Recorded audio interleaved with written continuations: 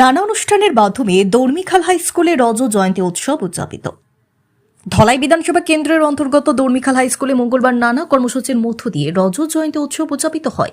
এদিনের অনুষ্ঠানে প্রধান অতিথি হিসেবে উপস্থিত ছিলেন বিজেপির কাছাড় জেলা সভাপতি রূপম সাহা এবং বিশেষ অতিথি হিসেবে উপস্থিত ছিলেন ধলাইয়ের বিধায়ক নিহার রঞ্জন দাস। স্কুলের এসএমডিসির সভাপতি রতীশ সরকারের সভাপতিত্বে অনুষ্ঠানে সূচনা হয় প্রদীপ প্রজ্বলন ও অতিথিবৃন্দকে বরণের মাধ্যমে। অনুষ্ঠানে স্বাগত ভাষণ দেন স্কুলের প্রধান শিক্ষক শতদল নাথ। স্কুলের প্রতিষ্ঠা লগ্নের ইতিহাস তুলে ধরে বক্তব্য রাখেন শিক্ষক সমীরণ রায়। পরে বক্তব্য রাখেন প্রধান অতিথি রূপম সাহা, বিশেষ অতিথি বিধায়ক নিহার রঞ্জন দাস এবং আসাম বিশ্ববিদ্যালয়ের সেকশন অফিসার বিশ্বজিৎ দাস।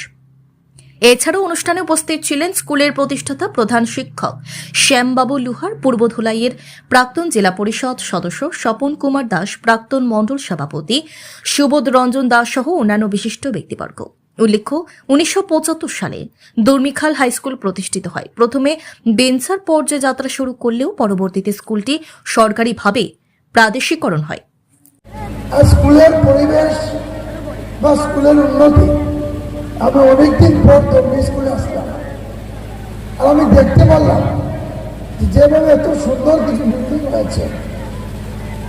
আগের দিন ছিল স্কুলে যে ঝড় আসলে আমাদের সমীরণদা বলেছে যে যখন ঝড় আসতো ছাত্রদের মায়েরা ভয় করত যে স্কুলের ছাত্ররা সুরক্ষিত থাকবে কিনা। যে কাজগুলো আমাদের করেছে, যিনি সর্বশিক্ষার মাধ্যমে আমাদের অটল বিহারী বাজপেয়ী যে স্কিমটা সমস্ত ভারতবর্ষে চালু করেছিলেন, তার জন্য আমরা একদিন মনে আছে 91, 95, 96, 97, 98 পর্যন্ত গ্রামের করে যদি ভাঙ্গা স্কুল ঘর থাকতো তাহলে আমরা ভাবতাম যে এটা স্কুল। এই পরিস্থিতি ছিল। আজকের দিনে স্কুলের যেভাবে ডেভেলপমেন্ট হয়েছে, অনেক সুন্দর স্কুল হয়েছে যে ছাত্ররা স্কুলে এসে সুন্দর মতন পড়াশোনা করতে পারে, নির্ভয়ে পড়াশোনা করতে পারে। তো স্কুলের শিক্ষার পরিবেশ বা স্কুলের যে ফাউন্ডার যারা আজকে জমি দান করেছেন স্কুলের জন্য, অনেকে এই স্কুল যিনি পরিচালনা করেন যখন বানানোর জন্য যারা জমি দান করেছেন, আমি প্রথমে ওনাদেরকে অশেষ শ্রদ্ধা জানাই। এই লক্ষ্য নিয়ে কাজ করতে হবে, পড়াশোনা করতে হবে। জীবনে শুধু শিক্ষা নয়, সুশিক্ষা গ্রহণ করতে হবে। মানুষের মতো মানুষকে দাঁড়াতে হবে, কারণ শিক্ষা সমাজকে পাল্টে দেয়। যেখানে শিক্ষা আছে সেখানে সুসভ্যতা আছে, যেখানে শিক্ষা নেই সেখানে সভ্যতার লেশমাত্র নেই।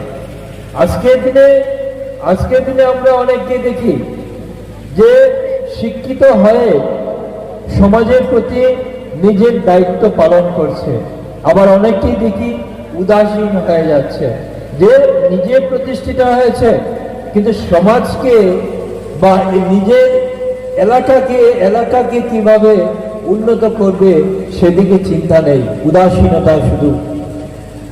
তোমাদেরকে একটা কথা আমি বলবো যে শিক্ষিত হবে, তোমরা প্রতিষ্ঠিত হবে, কিন্তু নিজের এলাকাকে ভুলে যাবে না, নিজের দায়িত্বকে ভুলে যাবে না। এই অঞ্চলের নাগরিক হিসাবে, দেশের নাগরিক হিসাবে দায়িত্ব আছে। নিজে প্রতিষ্ঠিত হওয়ার সঙ্গে সঙ্গে তোমরা এই সমাজের প্রতি যে দায়িত্ব, এই দায়িত্ব পালন করবে। কিন্তু যুবক যুবতী যারা, তারা যাতে বিভিন্ন কম্পিটিটিভ এক্সামে তারা বসে ভালো রেজাল্ট করতে পারে, তার জন্য এই ধলাইতে 3টা প্রশিক্ষণ সেন্টার আমি খুলেছি। একটা পালংঘাট সিসিজেসি হায়ার সেকেন্ডারি স্কুলে, একটা বিএনএমপি স্কুলে ধলাই, আর একটা বর্জালাঙ্গাতে। শিলচরের একটা সাতনার ইনস্টিটিউট এখানে এসে কোচিং দেয়। তারা সপ্তাহে 3 দিন আসে, প্রতিদিন 2 ঘন্টা করে করায়। এই 3টা প্রশিক্ষণ সেন্টার আমি খুলেছি। কেন খুলেছি? একটাই লক্ষ্য, যাতে ধলাইয়ের ছেলেমেয়েরা, শিক্ষিত ছেলেমেয়েরা যাদের চাকরিতে বসে অধিক সংখ্যায় যাতে চাকরি পায়, ধলাই যাতে উন্নত হয়, ধলার যুবক যুবতী যারা আছে তাদের মধ্যে যদি এই আশা সঞ্চার হয়, অমুকের বাড়িতে চাকরি পেয়েছে, আমার বাড়িতেও পাবে।